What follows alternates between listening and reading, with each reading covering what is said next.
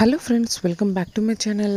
ఈరోజు అయితే గోంగూర పప్పు సింపుల్ అండ్ ఈజీగా ఎలా చేయాలో ఈరోజు ఈ వీడియోలో చెప్పబోతున్నాను. వర్కింగ్ ఉమెన్స్ కానీ బ్యాచిలర్స్ కానీ చాలా ఈజీగా చేసుకోవచ్చు. So let's get started in to the video. First అయితే ఒక కుక్కర్లో 1 లీటర్ వాటర్ అయితే వేసుకుంటున్నాను. లీటర్ వాటర్కి ఆల్మోస్ట్ పావు కిలో నేను కడిగి పెట్టుకున్న కందిపప్పునైతే వేసుకుంటున్నాను. తర్వాత ఒక పెద్ద టమాటా, పెద్ద ఆనియన్, తర్వాత పసుపు, ఉప్పు, ఇవి రుచికి తగినంత అయితే వేసుకోవాలి. కొంచెం సాల్ట్ వేసుకొని ఇంకా మనం చక్కగా వీడియోలో చూపించే విధంగా కలుపుకొని ఏదైతే గోంగూర ఉందో ఆ గోంగూరను కూడా ఈ విధంగా అయితే వేసుకోవాలి ఫ్రెండ్స్. సో గోంగూర ఇది మా గార్డెన్లో ఉంది, చాలా పుల్లగా ఉంటుంది. సో అందుకు నేనైతే 2 కట్టలు మాత్రమే వేసుకున్నాను.